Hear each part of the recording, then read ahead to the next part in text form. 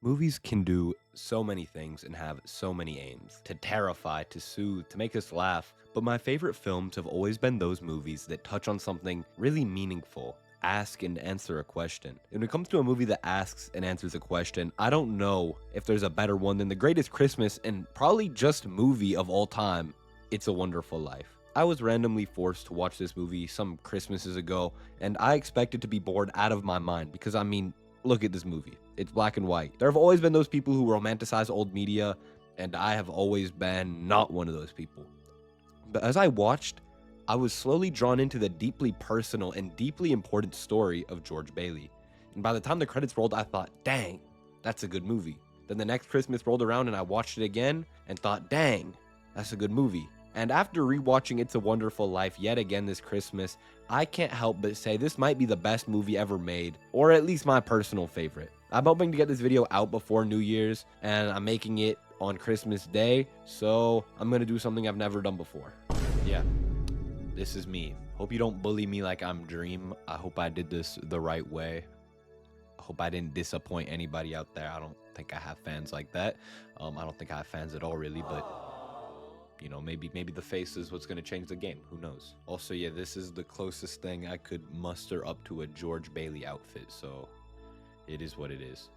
So for the sad people who haven't seen It's a Wonderful Life, it is a remarkably simple movie. It starts with a bunch of people praying for a man named George Bailey because he's been going through hard times lately, and we hear angels discussing how they're going to help him. Then one of them goes and helps him, but he has an hour or two, so the other angels decide to tell him about George Bailey's life. We start at near the beginning when George Bailey's just a kid, like a 12-year-old boy, and he saves his brother from dying in a river. But that causes him to go deaf in one of his ears. I don't know which one it is, but I love this opening scene. It immediately hooks us with who George Bailey is and that in the future there's going to be this time where he struggles in life. But because it throws you into his life, it kind of makes you forget about that thing and really just focus on who this guy is. And it also immediately gives really strong characterization that George Bailey's a person who will put himself in the line of fire and sacrifice for others' betterment. He has ambitions. He's gonna go out there and be somebody. He's gonna knock the dust of this crummy town off his shoes, but still he does the right thing for those around him time and time again. He stops a druggist from killing a boy. And then after high school, he works 4 years to pay for college and go on a summer trip to Europe. On his last night in Bedford Falls, he tells his father that though he respects what he's done, he can never take over the family business because he has places to be and things to build and a whole world to see, but that he always will respect what he did there. Then he goes to his little brother's graduation party and has a grand old time. And this is one of my favorite parts about this movie. I might be getting ahead of myself a little bit, but it is just so infectious with how it shows good times. This honestly kind of outdated dance scene just feels so fun. It really gets the viewer feeling like, they're in the 50s or 40s and they're just dancing around, having a good time. And it just has this way of pulling you in to these fun moments in life and making you really feel like you're there. The movie's humor is definitely 100% dated. You lay a hand on me, I'll hit you with this broom. Annie, I'm in love with you. There's a moon out tonight. But it's still really infectious, and sometimes things happen in this movie that are absurd and would never happen today. But even in those moments, you can enjoy the fact that, or at least derive some humor in the fact of how insane some of the things you just witnessed are. At the party, George meets Mary, who clearly is in love with him. But their night is cut short by the knowledge that George Bailey's father has had a stroke, which turns out to be fatal. And then George cancels his trip to Europe so that he can take over his father's business for the months after his death. On George's final meeting before he finally leaves Bedford Falls and goes to college, the richest, most evil man in town, Potter, says that the company needs to be dissolved and destroyed. And Bailey doesn't disagree with him, but he tells him that he's a rotten man and that the business has always helped the down on their luck people of Bedford Falls get homes when they couldn't, get money when they needed it, and how that is a respectable profession and place for their people to work and to exist. And that's really all he said, and then he had to leave. Anyway, he destroys Potter so hard that the whole investment board is like, actually, we're keeping it, but only if George Bailey runs this company. And then we get this expression when George hears that they'll only hold it if he stays, that, oh my goodness, it's burned in my mind. You can just feel the actors like really putting this feeling like that is the face of a man whose ambition has been robbed, who realizes the struggle that he's going to have to go through to do the right thing. And it's just so impactful. You really just feel the weight of George's situation as this man who wants something so bad, but understands that the right thing is more important, that he won't be able to live with himself if he does go down the wrong path. And it's just such a powerful scene. Because somebody needs to stay and run the business, George decides to, and he doesn't even hold on to his money. He gives it to his little brother Harry so that he can go to college right out of high school. After 4 years at the head of the company, he thinks that his brother's going to come back from college and hold the bag, but instead, Harry comes back married and with job opportunities elsewhere. So George continues to hold on to the family business and that responsibility. In a brief bit of good news for George Bailey, Mary, the girl who was clearly in love with him from 4 years ago, is back from college and wants to move back into Bedford Falls. And after nearly fumbling a 10 out of 10, George is able to lock down the bag and finally get his girl. And then they get married. And finally, George will leave for his honeymoon. He will get out of Bedford Falls. He will do it. And then the bank recession hits, and all this money that he'd saved to go on the honeymoon has to be put back into the business. At this point, you can probably see that George Bailey never gets to leave Bedford Falls. His life is marked by watching everyone else succeed, watching everybody else do big things, and knowing that you can also do those big things. His life is marked by being weighed down by the right thing, by being weighed down by obligation, by this distinct sense of inadequacy. It is a terribly tragic life. George's struggle of a life, it leads into World War II, where he's not even allowed to go fight as a soldier because of his deaf ear, which again, people in the modern era would probably say that's a huge win, but at the time, it's another shame. It's another time that George can't leave, that he can't be with the rest of the people, where he's having to stay back in Bedford Falls and fight the small fight. Meanwhile, though, George's younger brother wins the Congressional Medal of Honor, and the business has, like always, in hard times, just like the Relax a Lot channel is in hard times. And we need you to subscribe or else George Bailey will die. Please click the button. Yeah, please subscribe to Relax a Lot.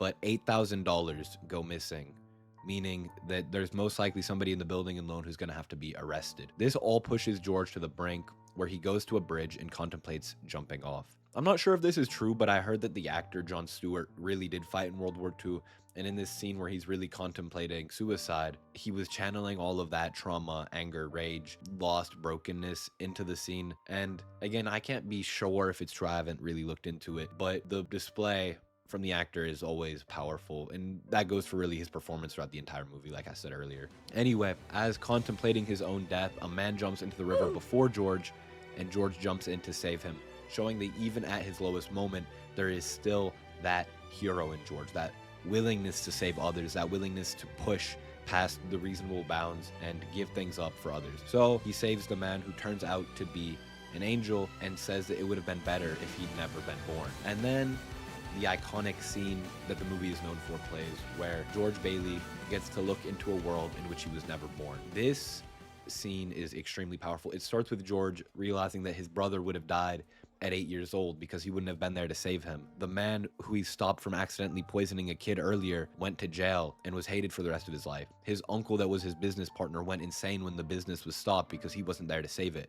His mother has lost all hope because she lost both her sons, her brother-in-law, and her husband. And finally, George's wife never married because she never had the man that she was meant to fall in love with. And the town is just so slimy and gross because there was never the chance for George to build houses for people to get reasonable loans. And we watch a town without a man. We watch how a small, simple life really changes everything. We watch what happens when the evil in the world are uncontested by truly good men. Then George Bailey asked God to give him a chance to go back to the world where he was born and he lived. And then he does, and we watch George Bailey tell the whole town of Bedford Falls, Merry Christmas.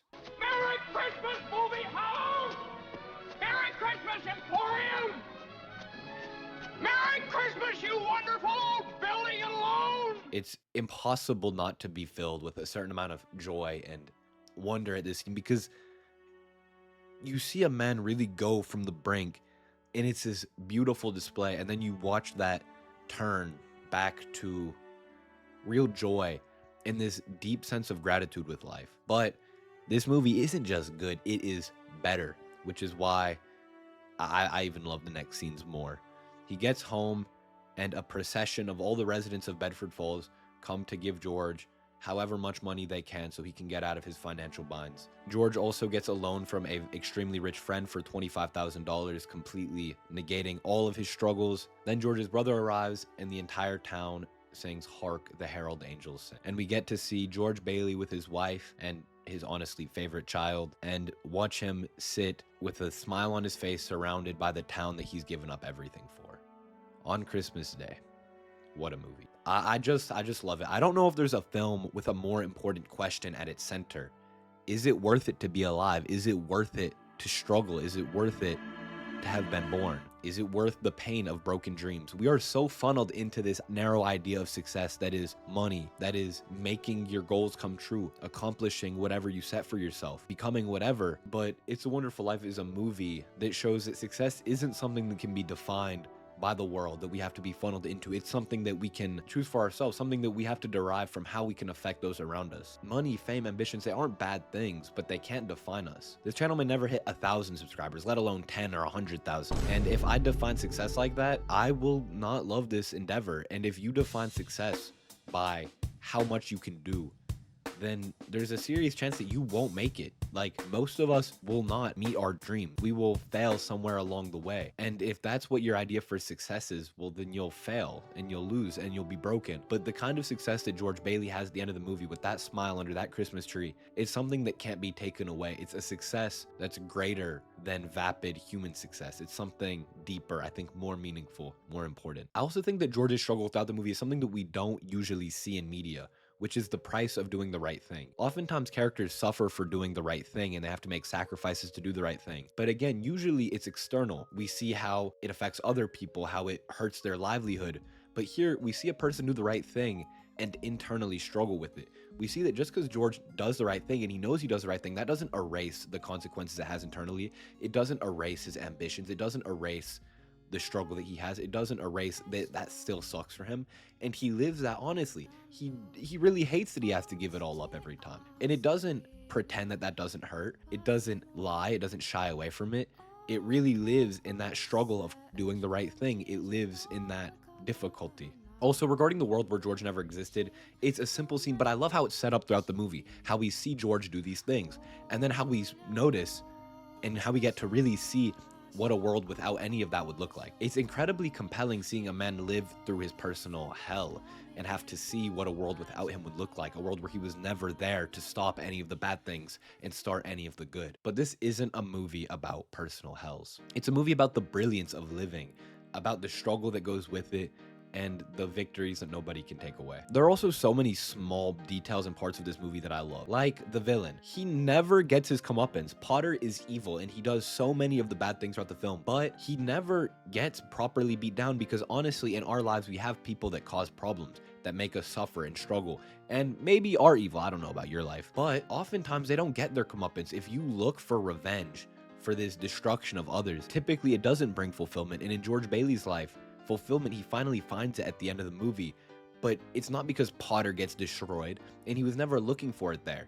And I think it speaks to something really important, which is that for us to win, it doesn't mean that we have to make somebody else lose. And in that whole segment with the world that George never existed, you can feel Potter everywhere, and he doesn't even show up. It's details like that which I feel like also really push this movie into being something special for me. So I don't know if you enjoyed this video. Thank you if you're still here, but it's worth living. And as we move through another Christmas and into another year, it's a wonderful life. So go out and enjoy it. Thank you so much for watching. Bye.